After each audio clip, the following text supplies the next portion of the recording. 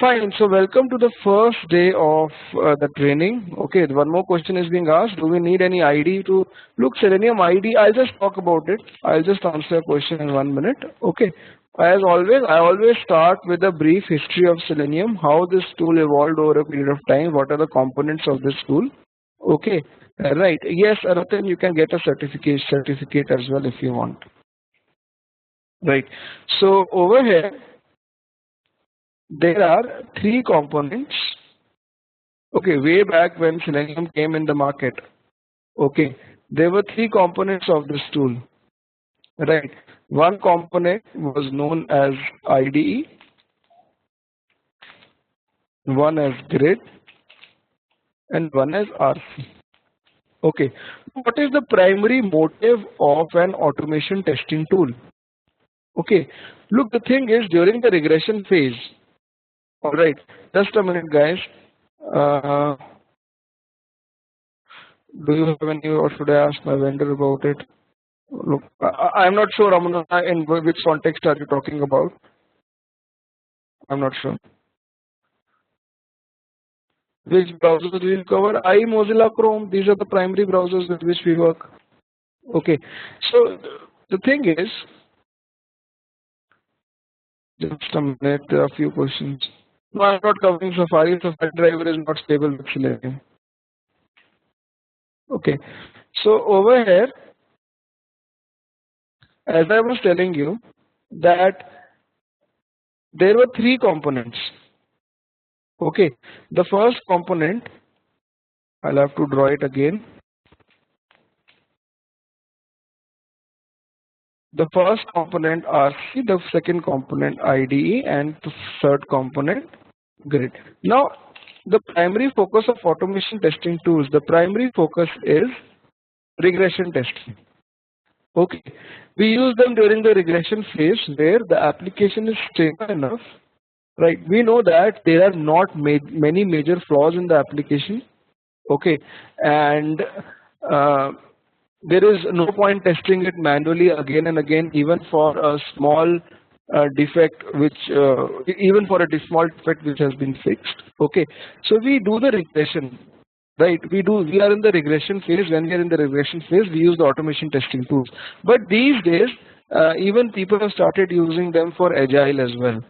Right, so way back when this tool came up in the market, it had three components, and primarily it was used for functional testing. Okay, regression testing, right? So IDE, let's talk about IDE first. IDE is a tool which actually primarily works on Mozilla. It only works on Mozilla, no other browser. Okay, it generates no reports. Right. It is not a very, you can say, a very good tool on which you can rely. Right. Sometimes, you know what, it's primarily a record and run tool. Right. I hope you know what record and run is. Every tool has a record and run feature. You record the actions and you run it. Right. So IDE is primarily a record and run tool, and many times when you record, you're not able to run it, then people end up slowing the speed of their scripts, and then it runs properly. So there are issues with IDE. Moreover, it generates no reports. Okay, and the primary thing is it only works on Mozilla.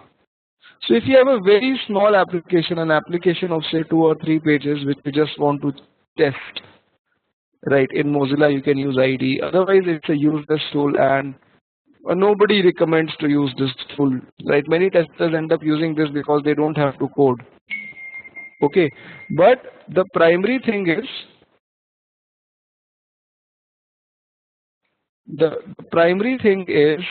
that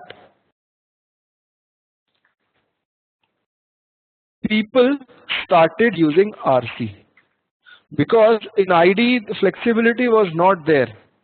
Okay, for example, a website like CNN.com, right? A website like CNN.com, wherein the complete website changes every day.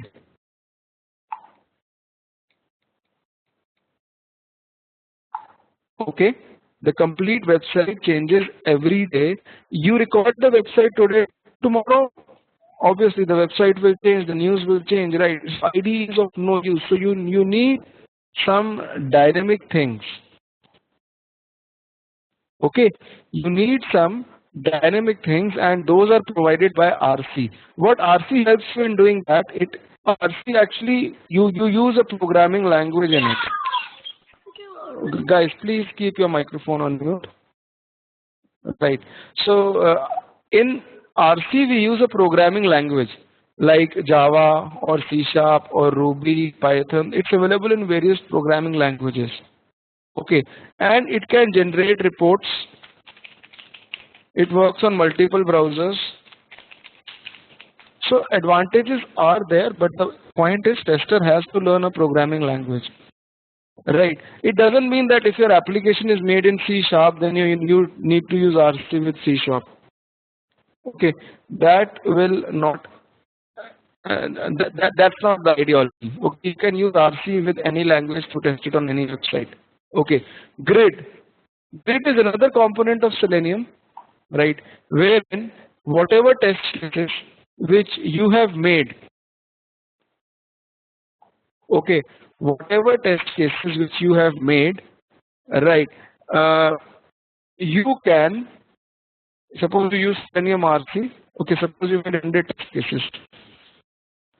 Using GRID, you can run create a central node, connect your multiple nodes to it. Okay, these are PCs. You connect multiple PCs to a central PC known as a hub. Okay, and run the test cases parallelly so that the execution time is reduced.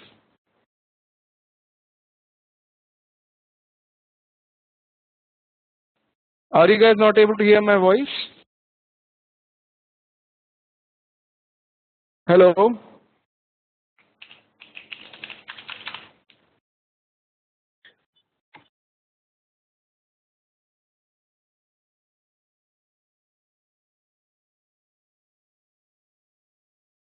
In my voice there was some disturbance, right? So as I was telling you, okay, GRID, it helps you to run parallelly. RC, it requires a programming language. The full form of RC is remote control. All right. Now RC as a tool, okay, it had lot of drawbacks. Okay, RC as a tool, it has lot of drawbacks, and you know what? People, they literally got frustrated at a time with RC. Even I, when I worked with RC, it was literally frustrating. There was a server which you were required to start, and many times that server never used to start. Okay, so what used to happen was people used to end up logging off from their PC, logging in, and there were many other difficulties in RC as well. All right, so what happened was people came up with WebDriver. Okay, people came up with WebDriver.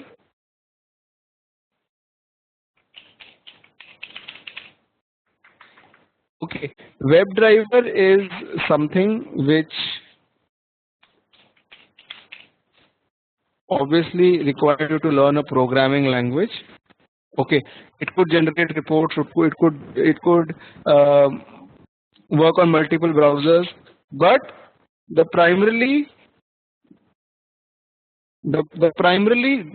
first thing is that WebDriver, it helps you to do lot of things which RC could not do. It eliminated the drawbacks of RC.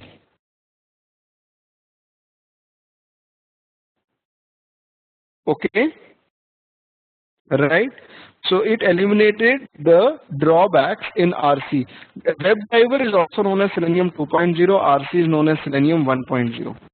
Okay, now it is not necessary to learn RC in order to learn WebDriver. No, you can directly learn WebDriver, and that's what we are going to focus on. If very few companies they use RC, I have never seen anyone using RC. WebDriver came up somewhere in August 2011. All right.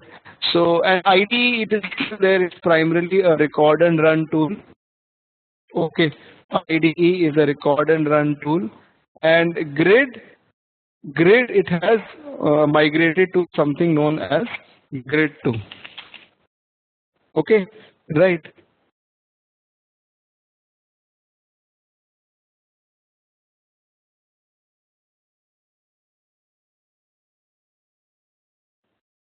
Okay, anybody having any questions?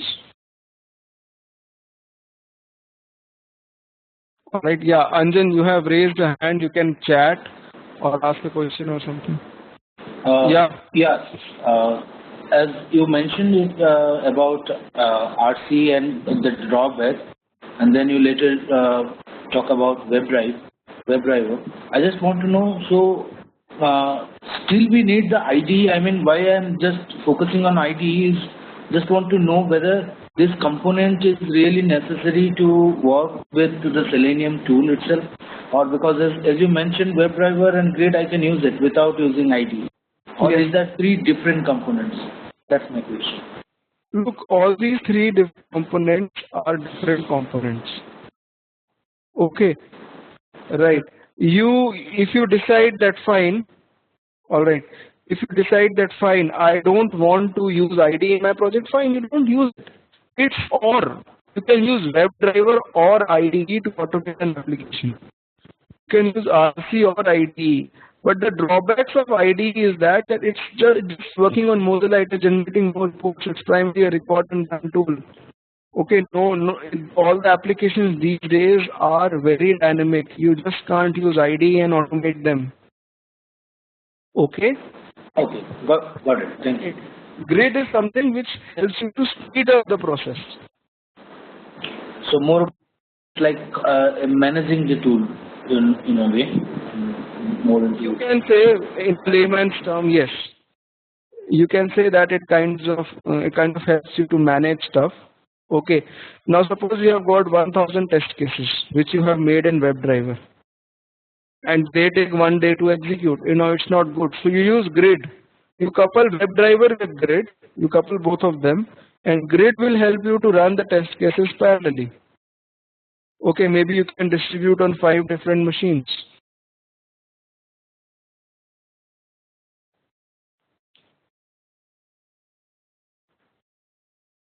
Okay, right.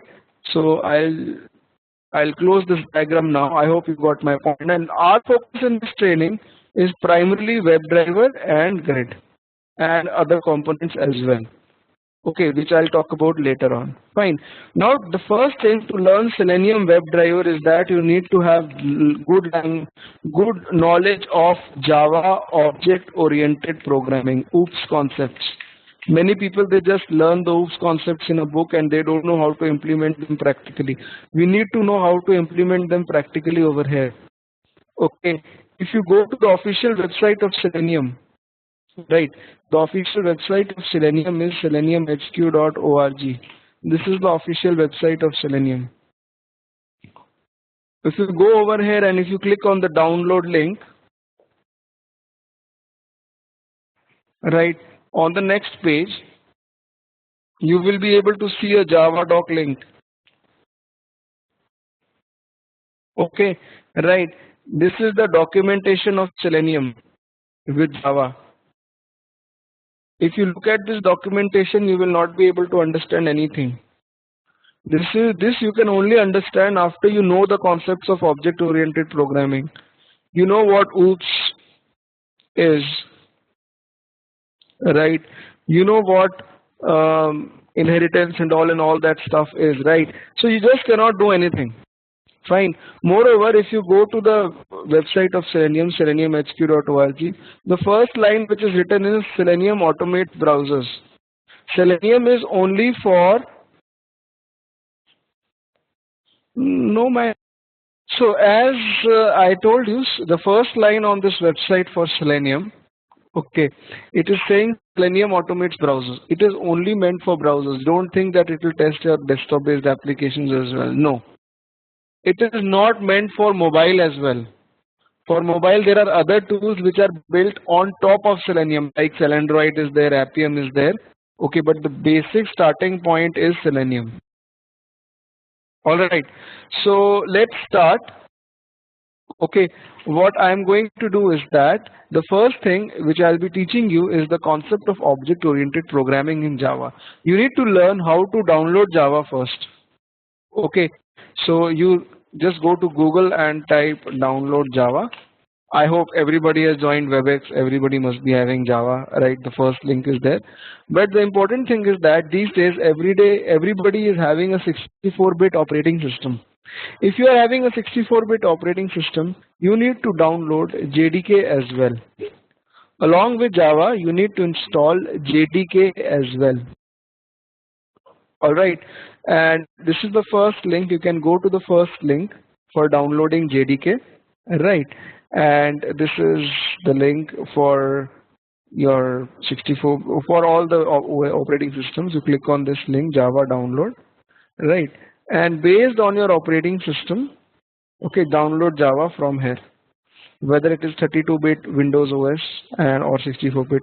Don't download demos and samples. It's not needed. Okay, so download this JDK and install it. Right. The second thing is that you need to download Eclipse. Many of you must be knowing all these things. Okay, probably you have taken the videos or something. Right. Look, the thing is, if you are knowing, just be with me. I am starting from the very basics. I'll be covering every aspect. Just be with me. Right. Okay. So now, the second thing, as I was telling you, you need to download Eclipse. Okay, right. So you click on the link over here, Eclipse downloads.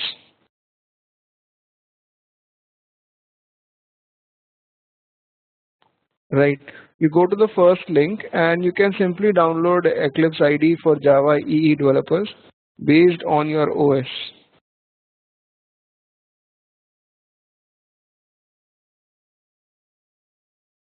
Okay, so you download 32-bit Eclipse or 64-bit Eclipse.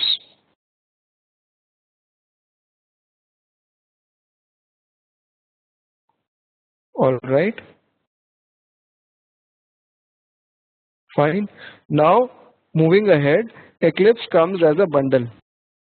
Right. For example, in my PC, it's located at this location.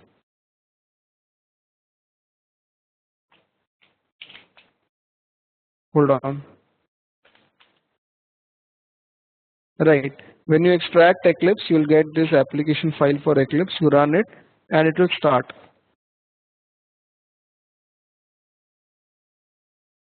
Okay. It will start and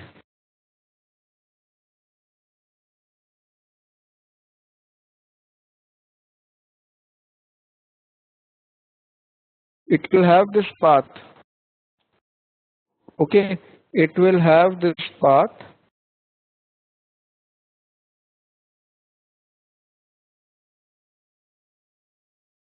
Okay. And this path is basically the path for, you can say, the project path, the path where you will be storing all your files and all everything. It's known as a workspace. Technically, it's known as a workspace. I'll just name it July weekend. At this path, I'll create my workspace. So all the projects and all whatever I create will be stored over here. So let's start Eclipse.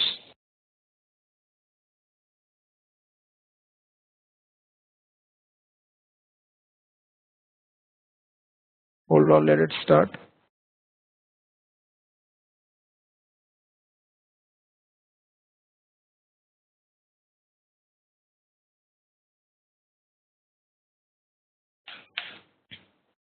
All right. Now, if you open this, right, you'll have this kind of a screen. I'll just close. Hold on. You don't need these things, right? Now, over here, this is known as, technically known as a package project explorer. Okay. This part is known as a project explorer. The central part over here where you do the coding. Okay. Right. This over here you will write the code and all everything. Over here you will see the files which you have created, and at the bottom you will see a console. Okay, console output means the output of your programs and all will come over here.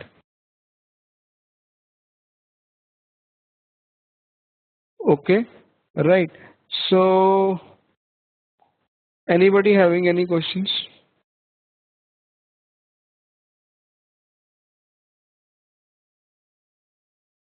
No questions? Right. Let's move forward. Let us create a first Java program. I'll right click in the white space. Right. And you create a new project. Okay. And you name it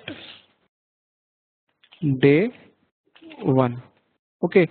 And many of you might not get that option. Go to new project, and over here under Java you will get the option Java project. Okay. So you create a new Java project, call it day 1. Fine. Hold on. Click finish. Click on yes. And when you finish this, you will see day 1 created on the left, on out here on the left hand side under Package Explorer. Right. And under day 1, you have the source folder and you have the GRE system library. Source folder is the folder in which I'll be creating all the Java files and all. Look, many of you might be knowing these things, many of you might not be knowing these things. Okay, I'm starting from the very basics, right? GRE system library is nothing but Java which is installed in your system. Okay, all the Java programs which are there will be stored in the source folder. I'll just create a new Java program over here. Right click on the source folder, new class. Okay, we select new class and name it basics. Okay, select this checkbox public static void main. All right, and finish. Okay, this is a default Java program which is created. Okay, hold on, let me increase my font size. Just a minute.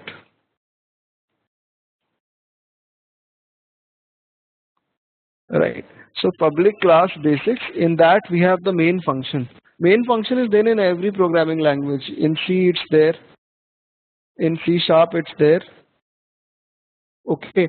In Java it's there. Every programming language has this main function. All right. And what happens is that inside this main function you can type anything. System.out.println hello world.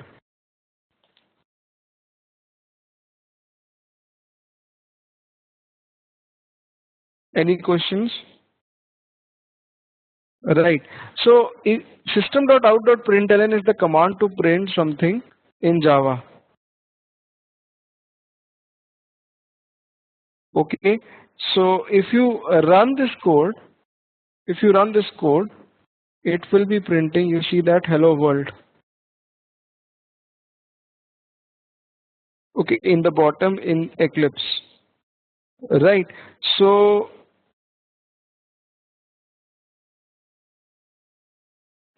hold on just a minute. My Eclipse has hanged. Okay.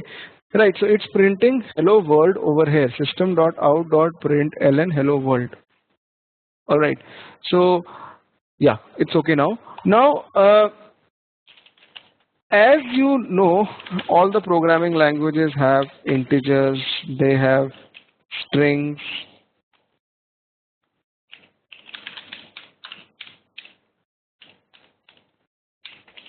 Okay, right. They have Boolean types which can be evaluated to true or false. So these are properties of every programming language. You might be knowing. Okay, every programming language has these kinds of features, and also I'm assuming you know basically these things. You know what a for loop is, what an if statement is, what a function is. If you don't know, then either go to the website qtpselenium.com and watch the first 3 modules on Selenium. They are free for everyone, or you can buy the access to the videos first and later on join the training, because I cannot just start from this basic level. Okay, right. Fine. Now what I want to start off with is the concept of object-oriented programming. I'll slowly come over to it.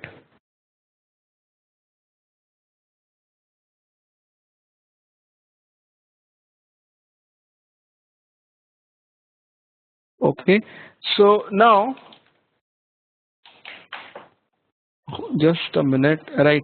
Now, if you look at this GRE system library, what exactly it is, what it does, I'll just talk about that.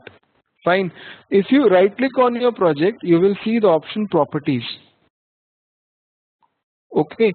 And if you go to this property section, we'll be using this a lot.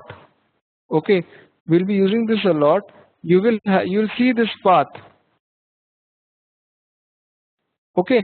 This path is the project path.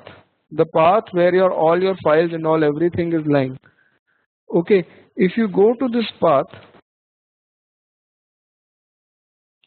right, you will see the source folder which is visible inside the project, and you will see basics.java program which you can open very easily, maybe in a notepad, right? Okay. Correspondingly, you will see a bin folder as well. Okay. You will see bin folder as well. If you open this bin folder, you will see basics.class file. Okay. If you open this class file in a text pad, right, you will not be able to understand anything. This class file is like an exe file. Okay, you actually, this class file is the one which actually executes. Fine. For example, I'll just tell you.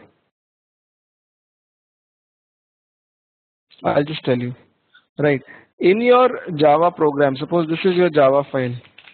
When you execute it, corresponding to every Java file, a class file will be generated. This will be for every Java file. For example, if I make a new file over here, I'll call it say hello.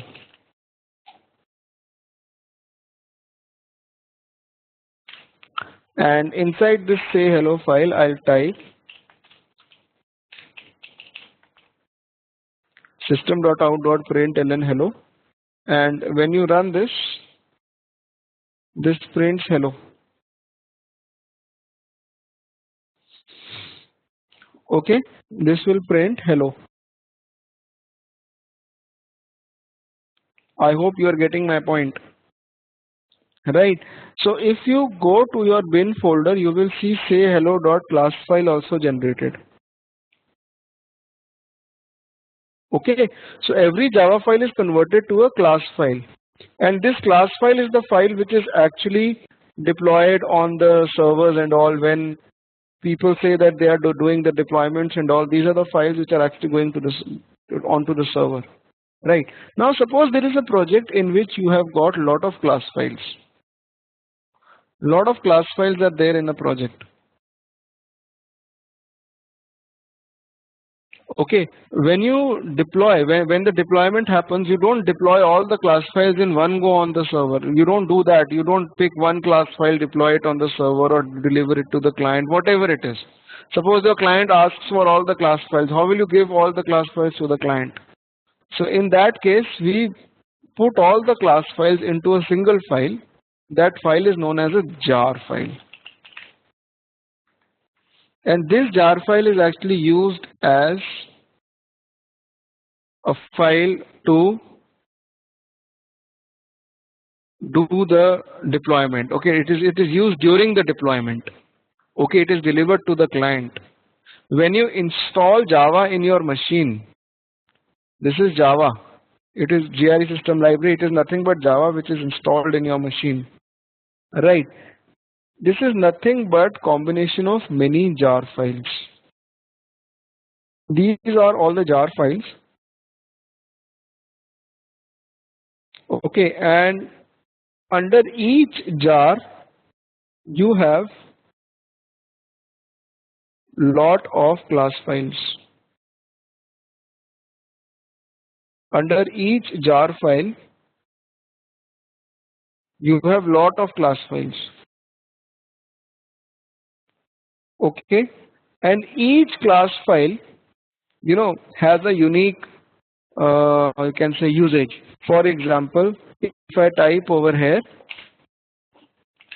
system.out.println new date, okay, you import date from java.util.date. All right, and when you run this program, it prints the date. Now, what is new over here? We'll talk about that later on. But date is an internal class present in one of these jars. We are using it just to print today's date, time, and all everything.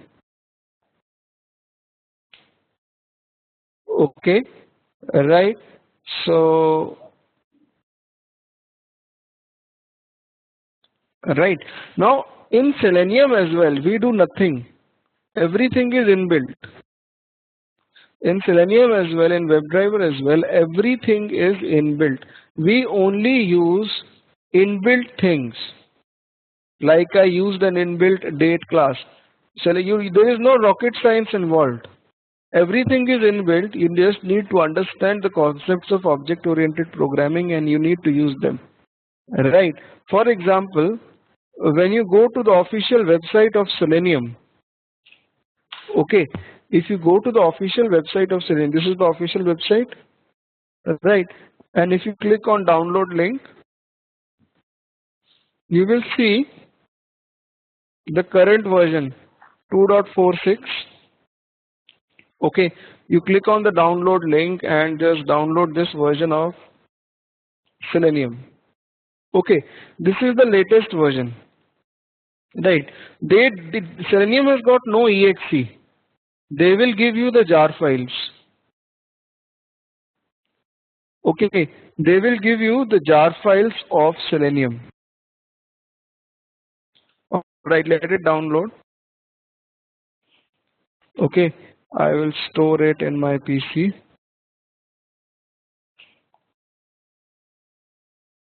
Store it somewhere.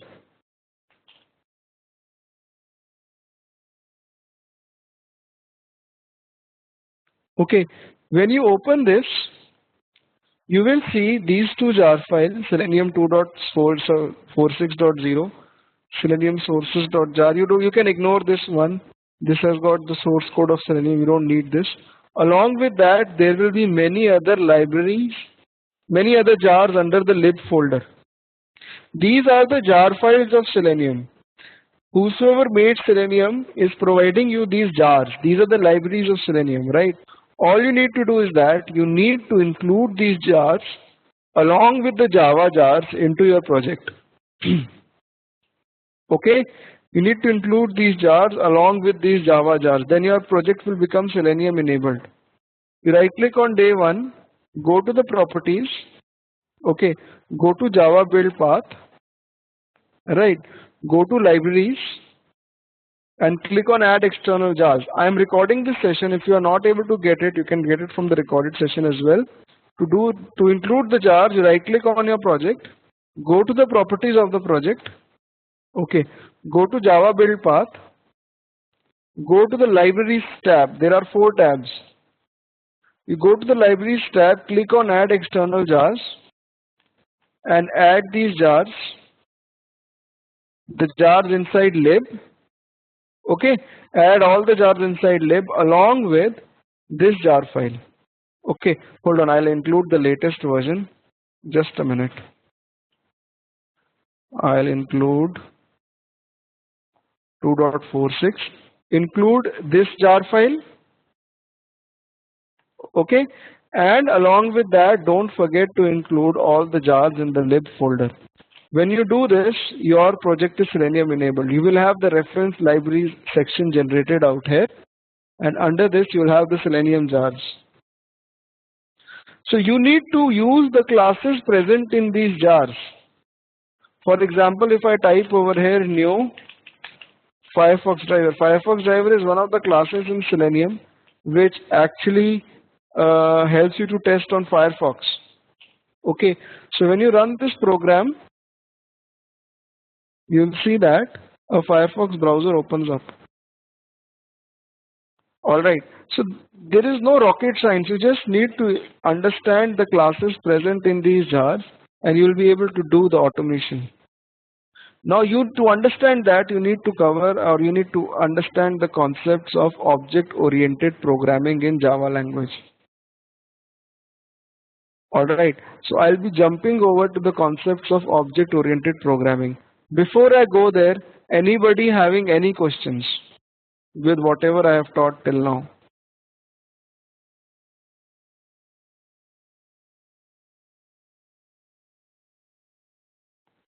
Yeah, tell me what questions you have.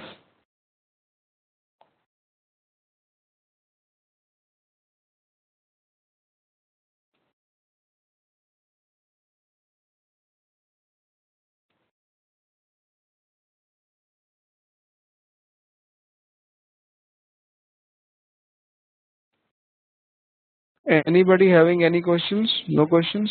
Alright, fine.